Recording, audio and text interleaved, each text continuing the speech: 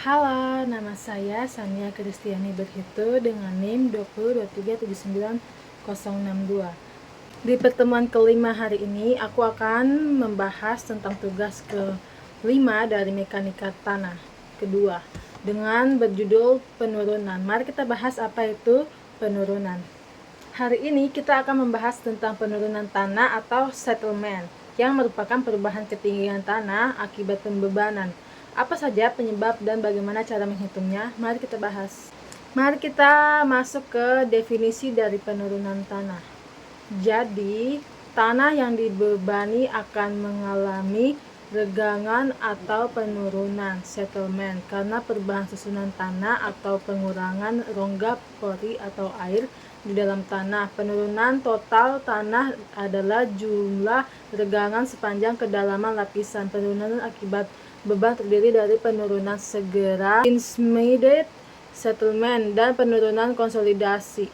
Konsolidasi terjadi pada tanah berbutir halus yang terletak di bawah permukaan air tanah. Bila tanah mengalami pembebanan dan kemudian berkonsolidasi, maka penurunan tersebut langsung dalam 3 fase, yaitu fase awalnya itu fase di mana penurunan terjadi dengan segera sesudah beban kerja. Lalu kedua, fase konsolidasi primer atau konsolidasi hidrodinamis. Penurunan yang dipengaruhi oleh kecepatan aliran dan meninggalkan rongga pori tanah akibat adanya tambahan tekanan. Lalu fase ketiga, fase konsolidasi sekunder, proses lanjutan dari konsolidasi primer di mana prosesnya berjalan sangat lambat. Sebagai besar penurunan akibat oleh pengurangan angka pori, hampir semua jenis tanah akan berkurang angka pori bila beban vertikal bertambah dan akan bertambah angka porinya bila bebannya dikurangi. Tambahan tegangan dalam tanah akibat beban fondasi bangunan akan selalu diikuti oleh regangan yang menghasilkan penurunan pada struktur. Ada beberapa sebab terjadinya penurunan akibat pembebanan yang terjadi di atas tanah, seperti kegagalan atau keruntuhan geser akibat terlampuinya kapasitas dukung tanah. Terus kedua, rusakan atau terjadi defleksi yang besar pada pondasi. Terus ketiga, distorsi geser dari tanah pendukungnya. Lalu keempat, turunnya tanah akibat perubahan angka pada angka pori itu. Masuk ke perkiraan penurunan dengan menggunakan hasil uji penetrasi kerucut statis. Kita masuk ke perkiraan penurunan dengan menggunakan hasil uji penetrasi kerucut statis sondir. Penurunan fondasi pada tanah granuler dapat dihitung dari hasil uji kerucut statik. Penurunan tanah dapat diperkirakan menggunakan hasil uji penetrasi kerucut statis atau static cone penetration test. Metode ini menggunakan nilai tahanan kerucut Qc untuk menghitung angka kompresinya, yaitu C, yang kemudian dimasukkan ke dalam persamaan atau tergas terzagi untuk memperoleh penurunan total tanah. Dalam menentukan konstanta kompresibilitas C, diperlukan nilai Qc rata-rata. Penurunan di setiap lapisan yang tertekan oleh beban fondasi dihitung terpisah dan hasilnya ditambah bersama-sama. Hasilnya akan merupakan penurunan total dari seluruh lapisannya sebagai nilai pendekatan antara nilai Qc dan N. Untuk tanah pasir, Meyerhof mengusulkan korelasi antara nilai N dari SPT dan tahanan kerucut statik Qc yang diperoleh dari uji kerucut statis sebagai berikut. Jadi Qc-nya itu sama dengan 4 Newton Kg per cm pangkat 2. Shetman juga mengusulkan cara untuk menghitung besarnya penurunan pada tanah granuler berbutir kasar dengan penurunan diberikan dalam bentuk sebagai berikut. Berikut ada rumusnya.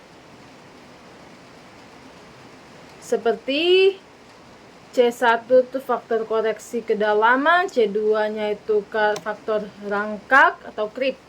Terus Q-nya tambahan tegangan neto pada dasar fondasi akibat beban yang bekerja. Lalu B-nya lebar beban. Terus I-nya itu faktor pengaruh regangan vertikal, E-nya modulus deformasi, sigma Z-nya itu tebalan lapisan.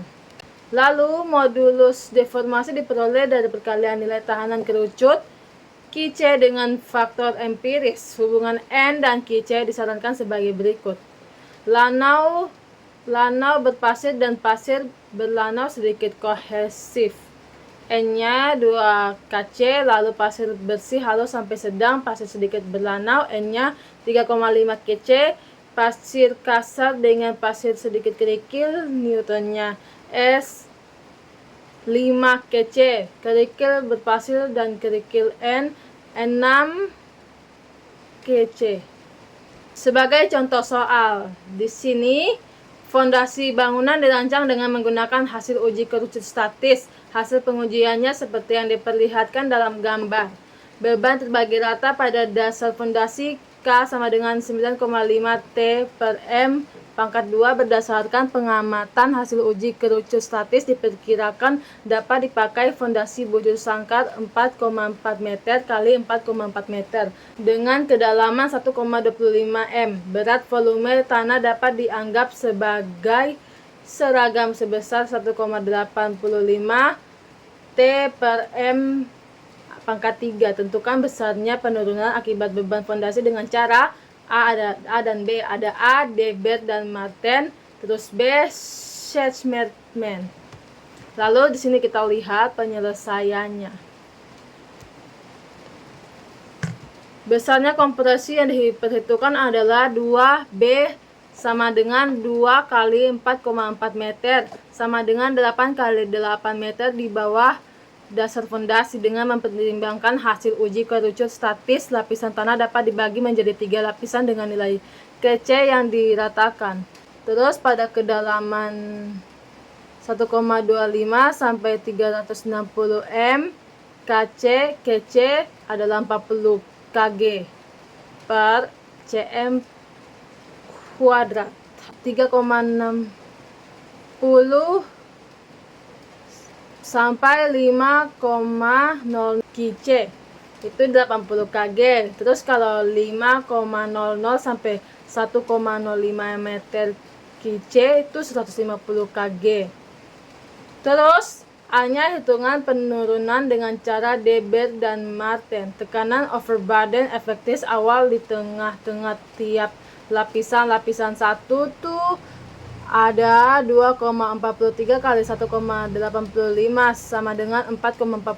Lapisan 2 ada 4,30 kali 1,85 hasilnya 7,96. Terus lapisan 3 ada 7,53 kali 1,85 sama dengan 13,93.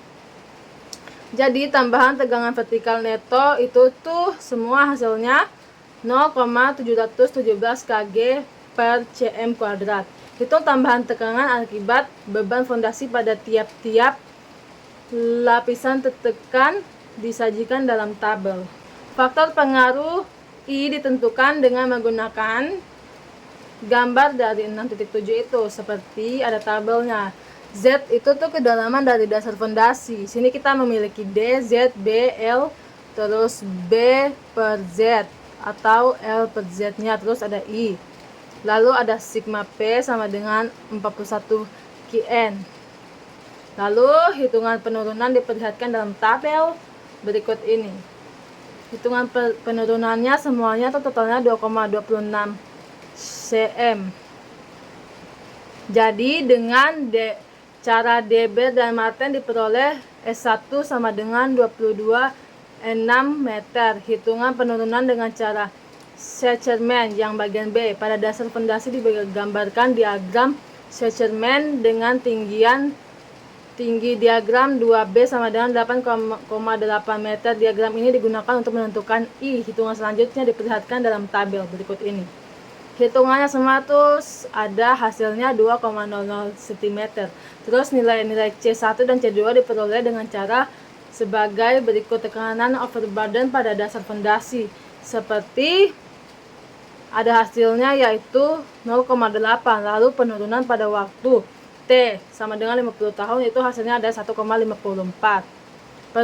Penurunan segera di tiap-tiap lapisan diperoleh dengan SI sama dengan C1, C2, Kn lalu IZ, IE, sigma Z. Dari tabel C81C diperoleh penurunan total dengan cara Schermerhorn.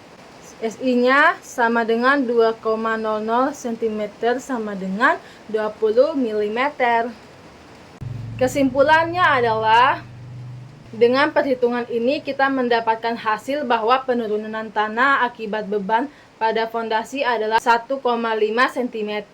Lalu nilai ini masih dalam batas aman untuk struktur bangunan ringan, tetapi jika lebih besar perlu dilakukan perbaikan desain fondasinya. Perhitungan ini penting agar kita bisa mengantisipasi deformasi tanah dan mencegah kegagalan fondasi. Jika penurunannya itu terlalu besar, perlu mempertimbangkan perbaikan tanah atau pemilihan jenis fondasi yang lebih sesuai. Demikian penjelasan tentang materi terkait penurunan. Saya pamit undur diri dan terima kasih.